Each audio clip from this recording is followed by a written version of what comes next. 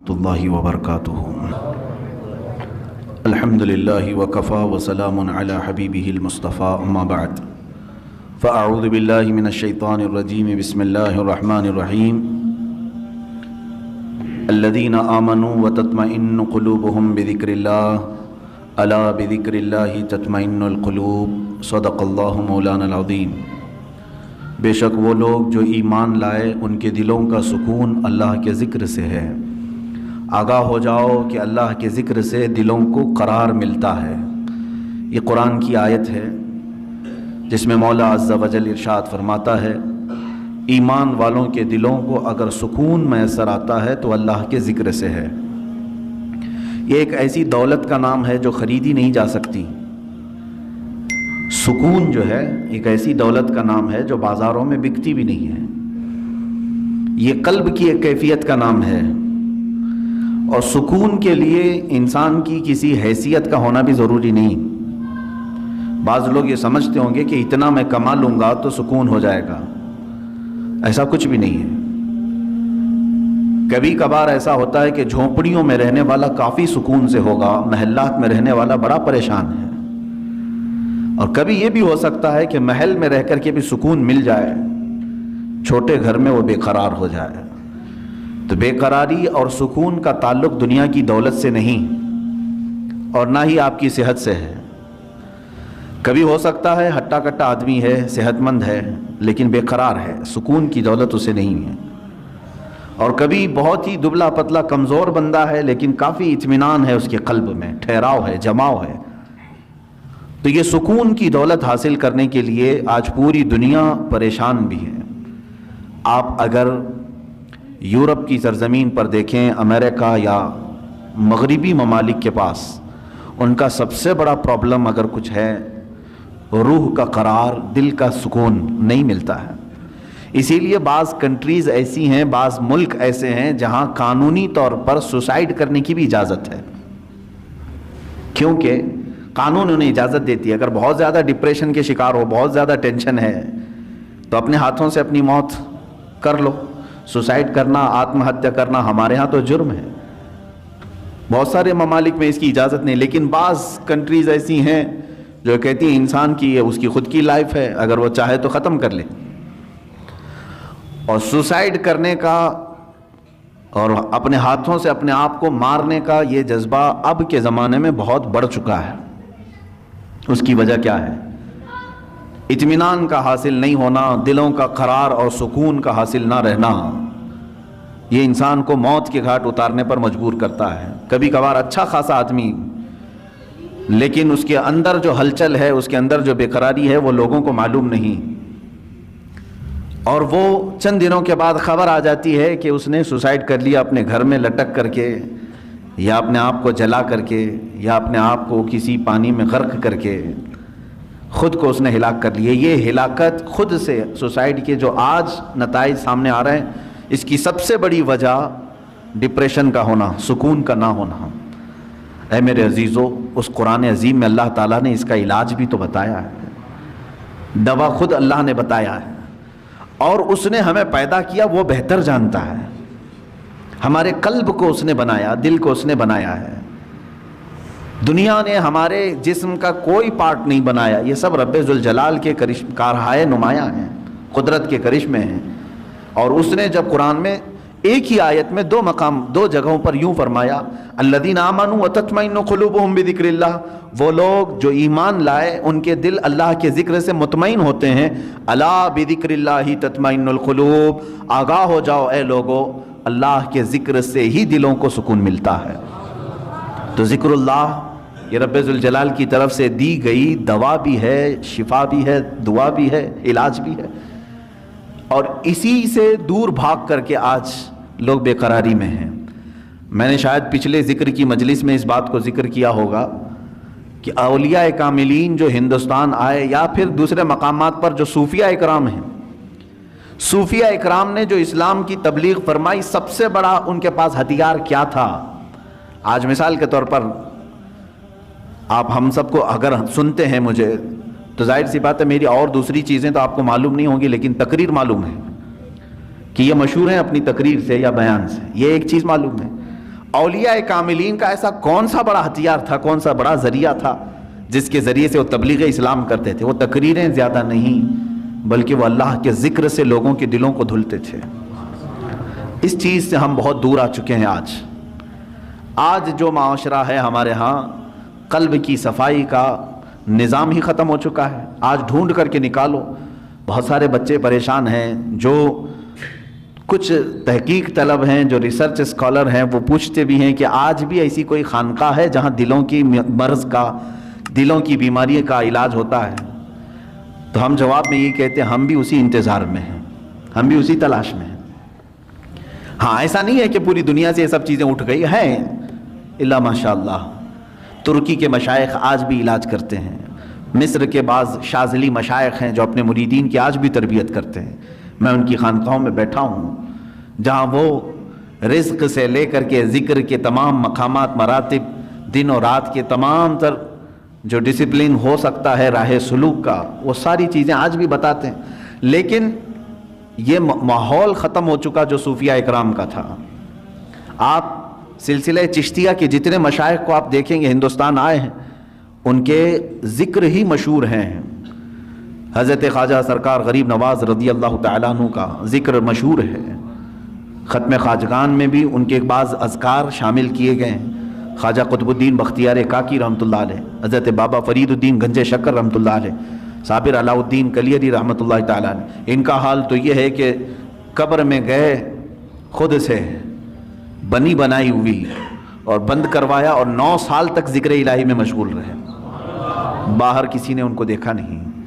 یہ وہ لوگ تھے جن کے اوپر فنا کی کیفیت طاری ہو جاتی، وجدانی کیفیت طاری ہوتی۔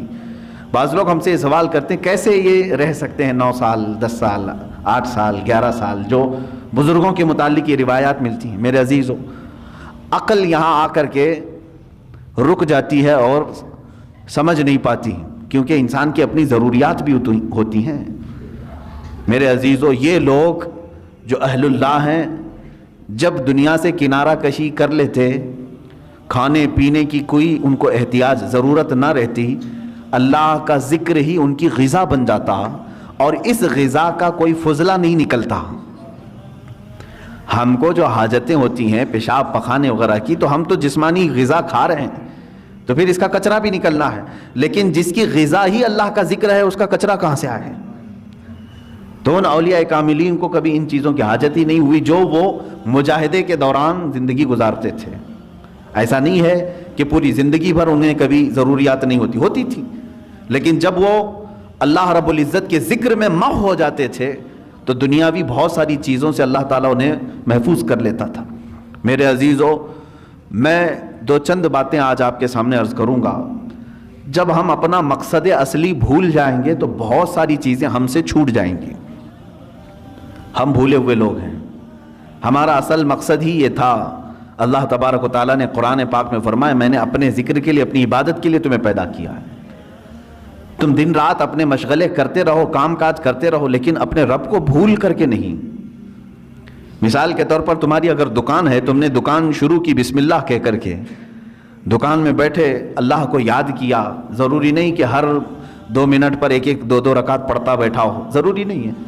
آپ گلے پر بیٹھے ہیں، دکان میں تجارت کر رہے ہیں، لیکن فجر کی نماز پڑھ کر کے گئے تھے، ظہر کی نماز میں واپس آئے تو فرمایا گیا اس کا پورا دکان میں بیٹھنا بھی عبادت ہی ہے، وہ اللہ کے ذکر میں ہی اس کا وقت گزرا ہے۔ وہ ظہر سے لے کر عصر پھر اگر اپنی تجارت میں مشغول رہا، وہ بسم اللہ کہہ کر کے تجارت شروع کیا، عصر کی اذان ہوئی، واپس اپنے رب کی بارگاہ میں سر جھکانے کے لیے آ گیا، تو فرمایا گیا کہ صرف یہ ظہر اور عصر کاؤنٹ نہیں ہوگی، بلکہ اس کے بیچ میں جتنا وقت اس نے دکان میں لگایا وہ بھی سجدوں کی برابر عبادت میں شمار ہو۔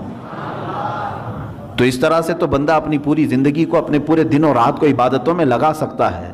صرف شرط یہ ہے کہ جن اوقات میں رب تمہیں پکارے، اللہ تمہیں بلائے، ان اوقات میں ضرور حاضر ہو جانا۔ ایک بڑی پتے کی بات میں کرتا ہوں۔ آج جس چیز نے ہمیں بہت زیادہ غافل کیا ہے، جس چیز نے ہمیں سب سے زیادہ غافل کیا ہے نوجوان بچوں کو آج، وہ موبائل ہے۔ انٹرنیٹ کا زمانہ ہے، اس میں لوگوں کی راتوں کی نیندیں اڑ گئی ہیں، صحت بھی تباہ و برباد ہے، لیکن کسی کو فرق نہیں پڑتا۔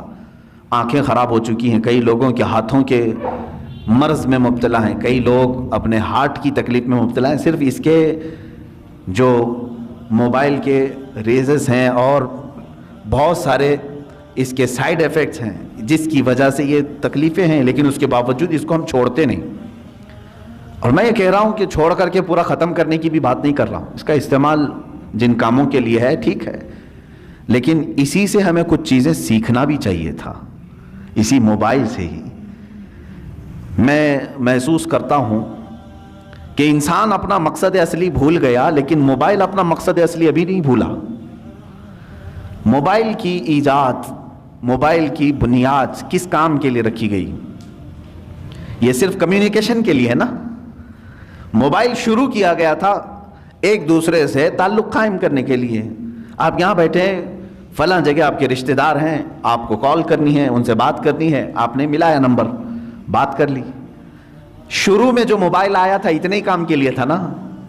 زیادہ سے زیادہ میسج فارورڈ کر سکتے تھے، میسج وہ دیکھتا آپ کو ریپلائی کر دیتا، اتنا ہی کام تھا. کال ہو سکتی تھی، میسج ہو سکتا تھا، اور اصل مقصد بھی موبائل کا یہی تھا، کمیونیکیشن. ٹھیک ہے، آپ کال کریں، ادھر سے کال آئے اٹھائیں، بات کریں، یہی کام کے لیے موبائل کی شروع. موبائل میں ترقی ہوتی گئی، موبائل میں اور ترقی ہوتی گئی. چند دنوں کے بعد اس میں میوزک آئی، اس میں گانے بھی آئے، سننے والی چیزیں آئیں.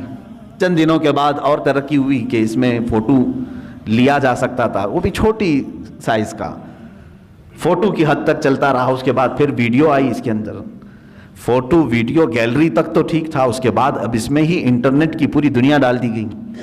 اب اس میں ویب سائٹ بھی کھلنے لگی. جو ٹیلی ویژن میں دیکھ سکتا تھا وہ سب کا سب موبائل میں دیکھنے لگا.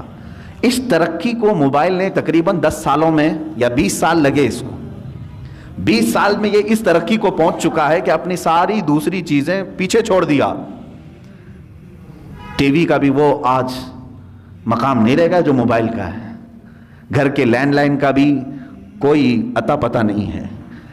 منی آرڈر، خط، پوسٹ کارڈ، یہ ساری چیزیں ختم ہو چکی. موبائل سب کی جگہ لے چکا ہے، بہت آگے بڑھ چکا ہے، بہت ترقی کر چکا ہے موبائل. پھر میں توجہ دلا رہا ہوں، اس کا اصل کام کیا تھا؟ کمیونیکیشن، ایک دوسرے سے کال کرنا. موبائل ادھر سے ادھر دو لوگوں کی بات کراتا تھا. لیکن میرے عزیزو، ان 20 سالوں میں اس موبائل کو دیکھو، آج یہ ترقی اتنی کر چکا کہ پکس آ گئیں، ویڈیوز آ گئیں، انٹرنیٹ آ گیا، اس کے اندر گیمز آ گئے، سب آ گئے. لیکن چاہے تم کچھ بھی دیکھ رہے ہو موبائل اوپن کر کے، اگر کسی دوسرے نے کال کیا تو وہ اسی وقت کال آتی ہے یا نہیں آتی؟ تمہارے موبائل کا اسکرین شو کرتا ہے یا نہیں کرتا؟ تم فیس بک دیکھ رہے ہو، کال آتی ہے کہ نہیں آتی؟ تم ویڈیو دیکھ رہے ہو، اگر کسی نے کال کیا تو اسی ویڈیو کے بیچ میں ہی یہ بجا کر کے دکھاتا ہے کہ کوئی تمہیں بلا رہا ہے. گیم کھیل رہے ہو تم، اندر چاہے جتنے فولڈر کے اندر چلے جاؤ، لیکن اگر کسی نے کال کیا تو وہ گیم وہاں رک جاتی ہے اور کال بجنے لگتی ہے. اس کا مطلب یہ ہے کہ جس کام کے لیے یہ شروع ہوا تھا وہ آج تک اپنا مقصد نہیں بھولا. آج تک اس کی ترقی بہت ہو چکی ہے، اس میں بہت ساری ترقیاں آ گئی، انٹرنیٹ کی پوری دنیا آ گئی. لیکن وہ کمیونیکیشن کے لیے جو شروع کیا گیا تھا وہ آج بھی کر رہا ہے کام. تم اس موبائل میں 1000 کام کر رہے ہو، لیکن اگر کسی نے تمہیں کال کیا تو اسی کاموں کے بیچ میں ہی وہ تمہیں بجا کے دکھائے گا، گھنٹی بج جائے گی. میرے عزیزو، اس موبائل سے ہی یہ بھی سیکھنا چاہیے، انسان کا مقصد اصلی اللہ کی عبادت ہے. تم چاہے جتنی بھی ترقی کر چکے ہو، آج تم گھاس پھوس کی مسجدوں سے سنگ مرمر کی مسجدوں میں آ گئے. آج ترقی کے زمانے میں تم گھوڑا گاڑی نہیں مرسیڈیز میں گھوم رہے ہوں گے، تم آج یکا گاڑی میں نہیں بلکہ پلین میں سفر کر رہے ہوں گے، ٹرین میں سفر کر رہے ہوں گے. بہت ترقی کر چکے ہو، لیکن اسی سے اگر سیکھ سکتے تو سیکھ لیتے. آج بھی اگر اللہ کی پکار آ جائے تو مجھے ان کاموں کو چھوڑ کر اسی کے بارگاہ میں حاضر ہونا چاہیے. یہ مشین ہے، ایک آلہ ہے، اس مشین نے آج تک اپنا مقصد نہیں فراموش کیا. جس کام کے لیے اس کو بنایا گیا تھا وہ موبائل آج بھی وہ کام کر رہا ہے، اگرچہ اس میں بہت ترقی ہو گئی. تم تو انسان ہو، تم دنیا کی چکا چوند کو دیکھ کر کے، اس کی چاندنیوں کو دیکھ کر کے اپنے مولا کو کیسے فراموش کر گئے؟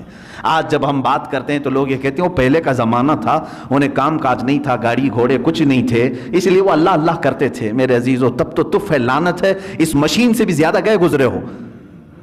ہاں وہ اہل اللہ تھے، ان کے زمانے کے تقاضے تھے، اس کے باوجود وہ رب تعالیٰ کی پکار ہوتی تو ضرور حاضر ہوتے، اس لیے کہ انہیں معلوم تھا ہمارا مقصد ہی دنیا میں آنے کا یہ ہے، چاہے میں ترقی کر کے آسمان پر بھی پہنچ جاؤں، چاہے میں ترقی کر کے چاند تک بھی پہنچ جاؤں، لیکن میرا جو مقصد ہے دنیا میں آنے کا وہ میرے مولا کے حضور حاضر ہونا ہے جب وہ مجھے پکارے۔ عزیزان گرامی وقار، آج جن چیزوں نے ہمیں اپنے مقصد سے دور کیا ہے ان چیزوں سے ہی تم سیکھ سکتے تھے۔ موبائل سے کوئی سیکھ نہیں رہا ہے، اس کو استعمال تو کر رہے ہیں، اسی سے سیکھ سکتے تھے۔ آج اللہ رب العزت کے حضور حاضر ہونے کا جو شوق ہونا چاہیے وہ کیوں نہیں ہے؟ اچھا، ایک اور بات اسی موبائل سے ہم نے جب تحقیق کیا تو یہ بھی پتہ چلا، جب پڑھتے تھے نا کتابیں، سنتے تھے کہ امام اعظم ابو حنیفہ رضی اللہ تعالیٰ عنہ رات کو کھڑے ہوتے تو صبح تک ایک قرآن ختم کر لیتے تھے۔ 4 ورق پڑھنے نہیں ہوتا آج مسجد میں، 2 ورق پڑھتے ہی بھاگنے کا دل کرتا ہے لوگوں کا۔ 30 پارے ایک رات میں کیسے ہوتے تھے، کیسے وہ پڑھ جاتے تھے، ایک رات میں کیسے پورا ختم قرآن ہوتا تھا؟ بلکہ آج بھی موجود ہیں جو لوگ کثرت سے قرآن پڑھتے ہیں، یقیناً انہیں کوئی تو مزہ ملتا ہوگا تبھی تو پڑھتے ہوں گے۔ لیکن جب ہم کتابوں میں یہ بزرگوں کے بارے میں پڑھتے تھے، حضرت امام مالک رضی اللہ تعالیٰ عنہ کے متعلق بھی ہے، ایک بزرگ کے متعلق میں نام ذہن میں نہیں ہے، فرماتے ہیں کہ وہ کبھی کبھار ایسا ہوتا کہ گھوڑا حاضر کر دیا جاتا سفر کے لیے، گھوڑے پر پیر اٹھاتے ابھی رکھنے کے لیے، اور دوسرا پیر اٹھانے سے پہلے پہلے تک وہ پورا ختم قرآن کر جاتے تھے۔ کتنی دیر لگتی ہوگی؟ ہاں، یہ اور بات ہے کہ ان اہل اللہ کے لیے اللہ تعالیٰ زمانے کو گھیر دیتا، ان کے لیے قرآن پاک کو اس قدر تیزی سے پڑھنا یا اس میں ہو جانا، مشغول ہو جانا، یہ کیسا ہوتا تھا یہ سمجھ میں نہیں آتا تھا۔ لیکن اب سمجھ میں آنے لگا جب لوگوں کو، نوجوانوں کو گھنٹوں موبائل میں ڈوبے ہوئے ہم دیکھتے ہیں، آخر ہے کیا اس کے اندر؟ رات کو لے کر کے بیٹھا ہے تو صبح کے 4 بجنے لگ گئے، اس کو وقت کا احساس ہی نہیں ہوا۔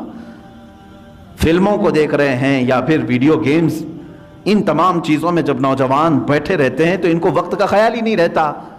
وہ بہو اس لیے کہ تم اس کو دل دے بیٹھے ہو، ان گیمز کو دل دے بیٹھے ہو، اس لیے تمہیں وقت کا احساس نہیں ہو رہا۔ یہ دل اگر قرآن کو دیا ہوتا تو قرآن کے پڑھنے کا بھی تمہیں کبھی اکتاہٹ اور ملال آ ہی نہیں سکتا۔ ایک بزرگ سے سوال کیا گیا، انہوں نے فرمایا، سوال بھی بڑا اچھا ہے، انہوں نے کہا کہ کبھی ایسا ہوتا ہے فلم دیکھنے کے لیے بیٹھے 3-3 گھنٹے آرام سے بیٹھ جاتے ہیں، 4-4 گھنٹے کرکٹ دیکھنے کے لیے بیٹھ جاتے ہیں، کبھی کچھ بھی نہیں ہوتا، سکون سے بیٹھ جاتے ہیں۔ مسجد میں پائتی بدلتے رہتے ہیں ادھر سے ادھر، اگر تھوڑی دیر ہم بند کریں تو لوگوں کی بے قراری شروع ہو جائے گی، ادھر جانا ہے ادھر جانا ہے، ادھر آنا ہے ادھر آنا ہے، تھوڑی ہلکی آواز آئے کہ سب ادھر طرف توجہ کر لیں، یہ کیا مسئلہ ہے؟ ادھر سکون سے بیٹھتا نہیں ہے اور ادھر آرام سے بیٹھا رہتا ہے، وہاں گھنٹوں گزر جاتے ہیں، کیوں ایسا ہے؟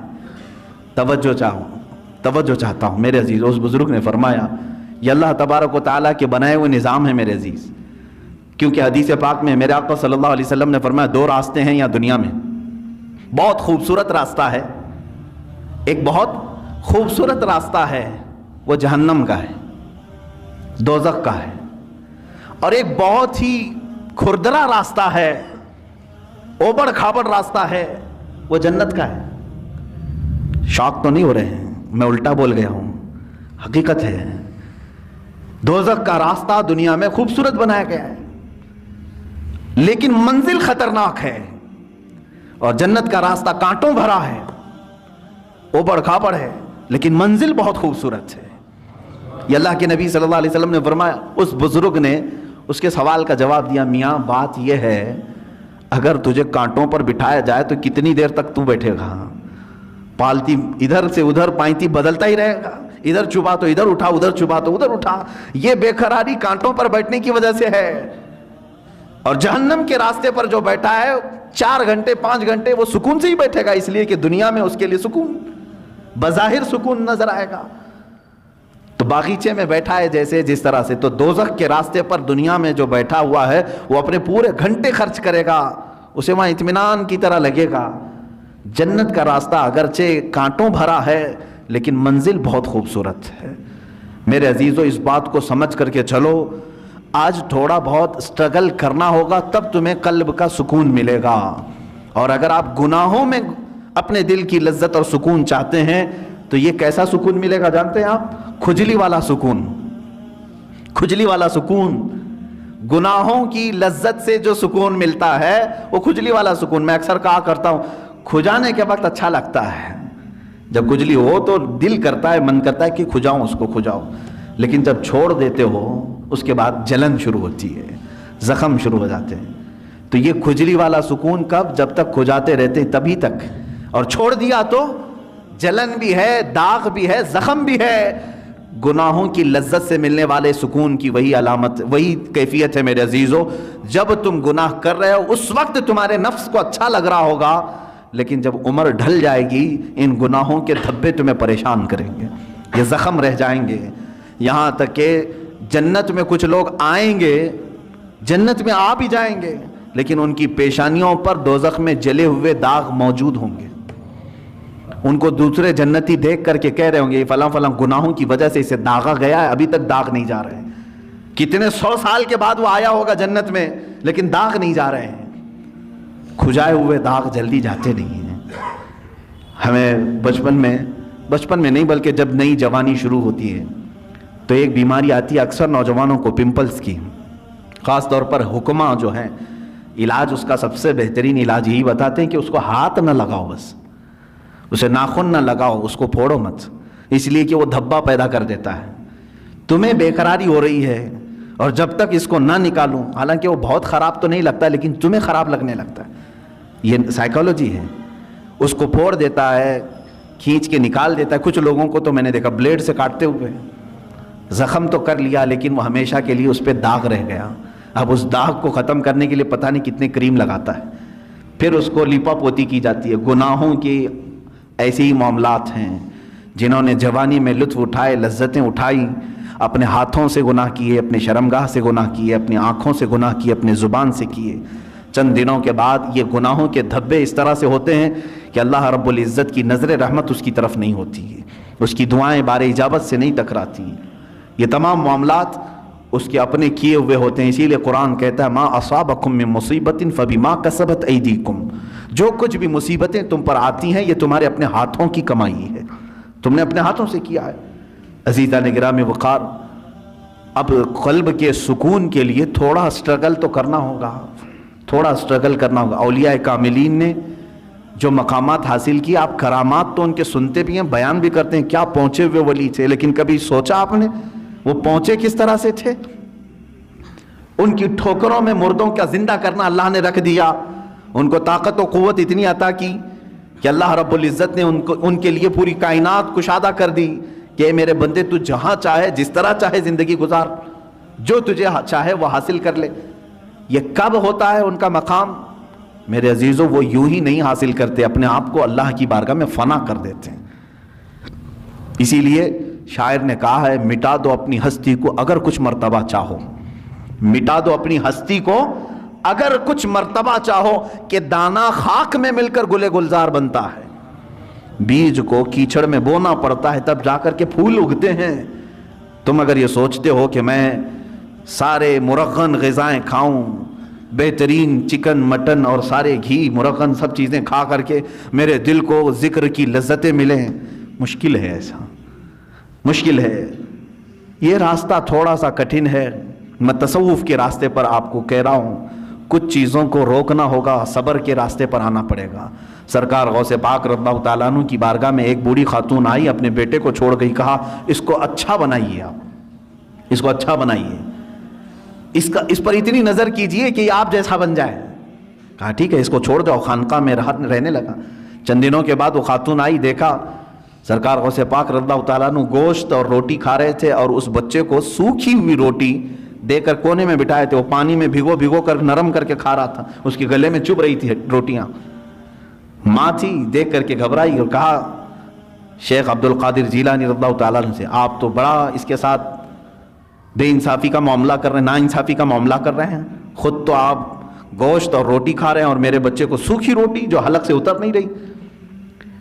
آپ نے پورا دسترخوان سے جو کچھ بھی تھا کھانے کے بعد اس خاتون کو جواب زبان سے نہیں دیا، وہ جو ہڈیاں جمع تھی سب کو جمع کیا اور اس پر ہاتھ رکھ کر کے کہا قم باذن اللہ، اللہ کے حکم سے اٹھ جا، تو وہ جو مرغی ذبح تھی وہ پھر سے زندہ ہوئی۔ بعض اولیاء کاملین کو یہ تصرف دیا گیا ہے، وہ مرغ زندہ ہوا، آپ نے اس خاتون سے کہا کہ اے خاتون جب تیرا بیٹا بھی اس لائق بن جائے تو اسے بھی میں ایسے ہی کھلاؤں گا۔ اس کی تربیت کا زمانہ ہے، اسے آج صبر سکھایا جا رہا ہے۔ میرے عزیزو، آج یہ میرے لیے بھی نصیحت ہے، آپ کے لیے بھی نصیحت ہے، ہم اچھے کھانے کھاتے ہیں لیکن ہفتے میں ایک مرتبہ اپنی زندگی میں ایسا دن بھی رکھو کہ یا تو وہ دن روزے سے ہو جائیں یا تو پھر اس دن فاقہ اس طرح سے کریں کہ جس کو نفس نہ پسند کرتا وہ چیز ہم کھائیں۔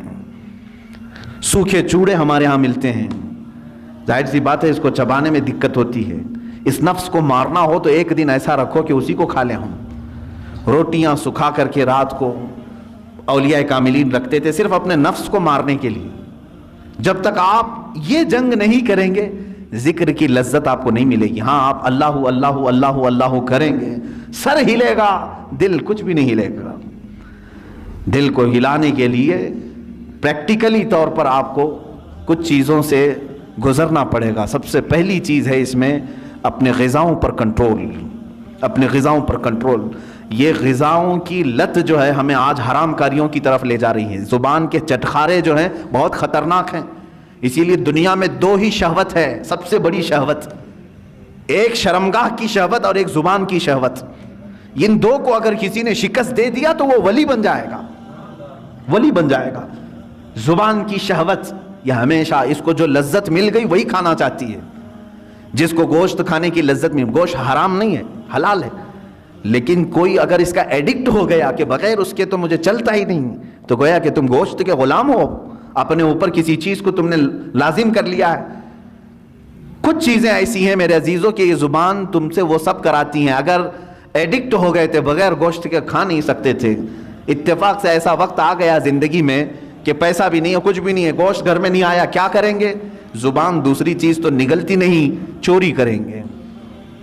اور کسی ایسی جگہ پر گئے جہاں پر صرف خنزیر کا گوشت مل رہا ہے وہ بھی کھا لیں گے۔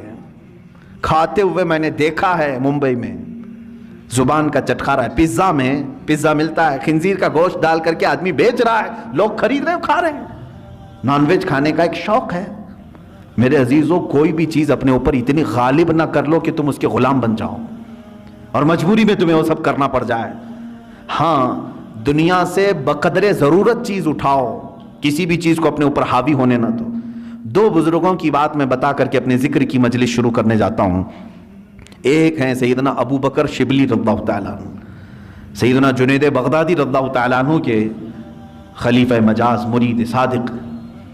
شجرہ قادریہ میں ان کا نام آتا ہے۔ بہر شبلی شیر حق دنیا کے کتوں سے بچا، ایک کا رکھ عبد واحد بے ریا کے واسطے۔ سیدنا ابو بکر شبلی رضی اللہ تعالیٰ عنہ، ان کے ذکر کرنے کے متعلق تو کتابوں میں یہ لکھا ہے کہ رات کے وقت جب یہ کھڑے ہوتے، لیکن نیند کا بھی تو غلبہ ہوتا ہے نا انسان کو۔ اب زیادہ دیر اگر میں بٹھاؤں تو جمائی شروع ہو جائے گی، ہاں ہو کھولنا شروع کریں۔ کھانا جب زیادہ ہو جاتا ہے تو نیند کا غلبہ بھی آیا، اور یہ نیند بھی اللہ رب العزت کی یاد سے غافل کرنے والی چیزوں میں سے ہے۔ خشوع و خضوع نہیں رہے گا، اطمینان قلب نہیں رہے گا، یا تو مجبوری میں بیٹھے گا، یا تو تماشا دیکھنے کے لیے بیٹھے گا، یا تو صرف نام گنانے کے لیے بیٹھے رہے گا۔ جو اس کا قلب کا حضور ہے، حاضری، وہ نہیں ہو پائے گی۔ نیند کا غلبہ آیا۔ حضرت ابو بکر شبلی رحمۃ اللہ تعالیٰ علیہ سلسلہ قادریہ کے مشہور بزرگ ہیں۔ رات کو عبادت کے لیے کھڑے ہوئے، جھپکی آئی، اونگ آتی ہے نا، صرف ایک اونگ آئی، اللہ اکبر۔ اس کے بعد آپ اتنا روئے، اٹھے اور جا کر کے کیا کرنے لگے معلوم ہے؟ نمک میں سلائیاں پھیر کر اپنی آنکھوں میں لگایا۔ نمک کا سرما لگاتے تھے، صبح تک ان کی آنکھوں سے خون بہتا تھا۔ لوگ دیکھتے، ان کے مریدین کہتے، روزانہ پھر آپ نے یہی کرنا شروع کیا۔ کہا میں ان آنکھوں کو کیوں نہ سزا دوں جو مجھے میرے رب کے حضور حاضر ہونے سے روکتی ہیں، میں ان آنکھوں کو کیوں نہ سزا دوں۔ یہ غافل کرتی ہیں مجھے میرے رب کے حضور حاضر ہونے سے. یہ سٹرگل ہے. اولیاء کاملین یوں ہی یہ مقامات نہیں حاصل کیے, انہوں نے اپنے آپ کو فنا کر دیا یاد الہی میں. حضرت شاہ مینا رحمۃ اللہ تعالی علیہ لکھنؤ کے بڑے بزرگ ہیں. شاہ مینا کے نام سنے ہوں گے آپ. یہ لکھنؤ میں آج بھی ان کا مزار مرجع خلائق ہے. ان کی سیرت میں نے پڑھا, رات کو یہ عبادت کے لیے کھڑے ہوتے اگر ذکر کے لیے تو یوں نہیں, نرم قالین ہے, اے سی لگی ہوئی ہے, پنکھے چل رہے ہیں, ماربل کی دیواریں ہیں, ہم آرام سے بیٹھ کر کے اللہ کا ذکر کریں, آرام سے بیٹھ کر کے ہم تقریریں سنیں. نہیں, حضرت شاہ مینا رحمۃ اللہ تعالی علیہ دیوار اتنی اونچی دیوار ہوتی کہ تقریباً 10 فٹ کی دیوار, 10 فٹ کے اوپر دیوار پر کھڑے ہو جاتے تھے. اتنی جگہ ہوتی کہ ان کے 2 قدم رکھے جا سکتے تھے اس دیوار پر, باقی کچھ بھی نہیں, نہ پکڑنے کے لیے کوئی چیز ہوتی, کچھ بھی نہیں. اسی حالت میں کھڑے ہوتے. لوگ کہتے زمین پر پڑھیں, کہتے ہیں کہیں مجھے زمین پر پڑھتے پڑھتے سستی آ گئی, کاہلی آ گئی تو میں ڈرتا ہوں کہ میرے رب کی توہین نہ ہو جائے. میں دیوار پر اس لیے کھڑا ہوتا ہوں کہ اگر میرے جسم کو سستی آ بھی گئی تو سزا مل جائے گی, دیوار سے دھڑام سے گروں گا. جسم کو جو سزا ملنی وہ مل جائے گی. دیوار پر ایسے کھڑے ہوتے تھے, ایسے کھڑے ہوتے کہ پکڑنے کے لیے کوئی چیز وہاں پر نہیں ہوتی. ظاہر سی بات ہے بالکل الرٹ آدمی رہے گا اس طرح سے. عزیزان اکرام وقار, ان اولیاء کاملین کی عبادتوں کو ہم نہیں پہنچ سکتے, لیکن یہ واقعات ہم اس لیے سناتے ہیں کہ اس کا ایک عشر عشیر, ایک ذرہ تو ہماری زندگی میں آ سکے. ہم اگر غوثیت کے مقام کو نہیں حاصل کر سکتے تو ان کی عبادات, ان کی ریاضات کا کچھ حصہ تو حاصل کر سکیں, کچھ چیزیں ہماری زندگی میں تو آ جائیں. آج ہم برسوں سے ذکر کی مجلسوں کو چھوڑے بیٹھے ہوئے ہیں, نہ ہمیں کوئی کرانے والا ہے نہ ہم کرنے جا رہے ہیں. کبھی آپ نے دیکھا ہمارے گھروں میں ساری چیزیں بالکل جیسی چلتی تھی ویسی چل رہی ہیں, کھانا اپنے وقت پر چلتا ہے, اور کچھ لوگوں کی ہاں بالکل فکس ہے, چل رہا ہے, سیریل اس وقت چلنا ہے, فلم اس وقت چلنا ہے, وہ ریگولر چل رہے ہیں, ناغہ اس میں نہیں ہوتا ہے. چلیں کچھ اچھے گھر ہیں وہاں تقریریں چل رہی ہیں, نعتیں چل رہی ہیں, ٹھیک ہے, یہ سب چل رہے ہیں. کبھی آپ نے اپنے ضمیر سے پوچھا اللہ کا ذکر کہاں گیا میری زندگی سے؟ اللہ کا ذکر کہاں گیا؟ کیا میں اپنے گھر والوں کو لے کر کبھی بارگاہ رب العزت میں ذکر کے لیے مشغول ہوتا ہوں؟ نہیں ہے. سالوں سال کی فہرست نکال کر کے دیکھیں تو کوئی مجلس ذکر نہیں ملتی, کوئی محفل ذکر نہیں ملتی. آج تو حال یہ ہے کہ دنیا یہ چاہتی بھی ہے کہ تم اللہ سے اتنے دور ہو جاؤ کہ تمہیں احساس بھی نہ ہو کہ خدا ہے. معاذ اللہ رب العالمین. مجھے آج ہی اس بات کا احساس بھی ہو رہا تھا. ممبئی میں آج ممبئی کے ہمارے بچے آئے ہوئے ہیں, 6 مہینے کے بعد آج انہوں نے جمعہ کی نماز پڑھی. اس طرح سے مجمع میں آج بھی مسجدیں بند ہیں وہاں پر. افسوس ہوتا ہے مجھے, دلی افسوس ہے. جس مسجد کا میں خطیب ہوں, امام ہوں, اس مسجد کو بھی آج تالا لگا ہوا ہے. 4 یا 5 لوگ نماز کے لیے حاضر ہوتے ہیں. میں یہ بات کیوں کہہ رہا ہوں معلوم ہے؟ باقی سارے لوگ جو وہاں پر ہیں اتنا عرصہ بغیر رب ذوالجلال کی بارگاہ میں گئے گزارا نہ, تو اب دل سخت ہو گئے, اب دلوں میں کالک پڑ گئی, مہریں لگنے کا وقت آ گیا. مسجد کے پاس سے گزر جاتے ہوں گے, اندر جانے کا خیال بھی نہیں آتا ہوگا. ہاں میں سب کی بات نہیں کر رہا ہوں, کچھ کو تو دل دکھتا بھی ہوگا, اندر جائیں کیسے, میرے مولا کے حضور اپنی پیشانیاں کیسے ٹیکیں. عزیزان گرامی وقار, سیدنا ابراہیم بن ادھم رضی اللہ تعالیٰ عنہ فرماتے ہیں مجھ سے دنیا پوری چھین لی جائے میں کسی پر واویلا نہ کروں گا, لیکن اگر میرے لیے اللہ کی کسی مسجد کا دروازہ بند ہو گیا تو میری موت ہے. فرماتے میری موت ہے. حضرت ذوالنون مصری رضی اللہ تعالیٰ عنہ, یہ وہ بزرگ ہیں جنہوں نے 40 سال مسجد میں اعتکاف کیا لیکن ٹیک تک نہیں لگائی دیوار کو, مسجد کی دیوار کو سہارا تک نہیں لیا. وہ مسجدوں میں ان کا دل لگا ہوا ہوتا تھا. حدیث آپ پڑھ کر کے دیکھیں, اللہ کے حبیب صلی اللہ علیہ وسلم فرماتے 7 لوگ ایسے ہیں جن کو قیامت کے دن بھی اللہ اپنے عرش کا سایہ عطا کرے گا, جب کسی پر کوئی سایہ نہیں ہوگا, سورج سوا نیزے کے فاصلے پر کھلا رہے گا. لیکن 7 قسم کے لوگ ایسے ہوں گے جن کو اللہ قیامت کے دن محشر کے میدان بھی سایہ عطا کرے گا, عرش کا سایہ ملے گا, وہ چھاؤں میں کھڑے ہوں گے. وہ کون ہے؟ وہ 7 قسم کے لوگ. پھر کبھی ذکر کروں, ان میں سے ایک بندہ ایسا ہے جس کے بارے میں میرے آقا صلی اللہ علیہ وسلم فرماتے ہیں رجل تعلق قلبہ بالمساجد, وہ آدمی جس کا دل مسجدوں میں لٹکا ہوا ہے. لٹکا ہوا ہے مطلب لگا ہوا ہے. اب اذان ہو کہ میں مسجد میں جاؤں, اب اذان ہو کہ میں مسجد میں آؤں. جس کی یہ کیفیت ہے اسے قیامت کے دن عرش کا سایہ عطا کیا جائے گا. لیکن افسوس ہے کچھ جگہوں پر یہ لاک ڈاؤن کے بہانے اللہ کے گھر ایسے بند کر دیے گئے. یہ سب ناٹک ہے. اب میں بولوں تو پھر دوسرے راستے پر چلا جاؤں گا, اس لیے کہ کبھی کبھار جذبات میں بے قابو ہو جاتا ہوں. جو ہمارے ساتھ کھیل کھیلا جا رہا ہے فقط ایک بہانہ, کورونا کورونا کورونا. یہ کیا چیز ہے؟ اس کی کوئی لاجک آج تک سمجھ میں نہیں آ رہی ہے, کوئی اس طرح کی آتھینٹک بات سمجھ میں نہیں آ رہی ہے, اور ساری پبلک بیوقوف بنتی ہے اور وہ بنا رہے ہیں. عجیب سی بات ہے, کچھ گدھے پورے ملک کو چلا رہے ہیں اور سب کو قائل بھی کر رہے ہیں اور سب خاموش بھی ہیں بیٹھے ہوئے. پوری مارکیٹ بھری ہوئی ہے کھچا کھچ, کورونا نہیں آتا. بسیں چل رہی ہیں, کورونا نہیں آتا. ٹرینیں چل رہی, نہیں آتا ہے. مسجد میں 10 لوگ 20 لوگ آئیں تو کورونا کی تکلیف ہے. کسی بھی جگہ کی بات, آج پورے ممبئی کے مال کھل گئے, مال پورے کھلے ہوئے ہیں, مال میں بھیڑ نہیں ہوتی, اور باقی وہاں کی مارکیٹوں کا آج جا کر کے آپ اندازہ کریں. میرے عزیزوں, صرف اور صرف میں, کوئی اور وجہ نہیں, اتنے لمبے عرصے تک آپ کے ہاں بیٹھا رہا ہوں, صرف اور صرف میرے پاس دل میں یہی ایک چیز آتی ہے, میں جاؤں. میرے لیے کافی انتظار ہے وہاں پر. ڈیلی شاید کوئی نہ کوئی ہمارے پاک سائٹ وکرولی والے فون کرتے ہی رہتے, کب آ رہے ہیں کب آ رہے ہیں. ان کے ہاں بھی انتظار ہے. میں صرف اور صرف یہ ایک بات سوچتا ہوں, اللہ تبارک و تعالیٰ نے یہاں پر ہمارے لیے دروازے کھلے رکھے ہیں, کہیں ان نعمتوں سے میں محروم نہ ہو جاؤں. یہ مجھے جمعہ کی نعمت اللہ نے دی ہے, عیدین کی نعمت ملی ہے. ہم عید الفطر سے نمازیں یہاں پڑھ رہے ہیں اور بالکل کھلے عام ہیں, سارے اپنی صفیں لگا کر کے پڑھ رہے ہیں. تو میں کبھی یہی سوچتا ہوں کہ یہ نعمت سے میں محروم نہ ہو جاؤں. حالانکہ وہاں کے لوگوں کا بھی حصہ ہے, ان کی محبت سر آنکھوں پر. میں یقیناً آج بحیثیت خطیب و امام ممبئی کا تعلق ہے, لیکن صرف یہی ایک بات, مسجدیں بند کر کے لوگوں کے دلوں میں آج ایسی کیفیت آ گئی کہ جمعہ کے جانے کا احساس بھی نہیں رہا. چند دنوں کے بعد یہ وہ لوگ, یہی لوگ کہیں گے, کہیں کام کاج پر ہیں, جمعہ ہو رہی, ارے چھوڑو اب زور پڑھ لیں گے. اتنے دنوں تک تو زور پڑھتے ہی تھے نا. جمعہ کی اہمیت دلوں سے ختم کر دی گئی.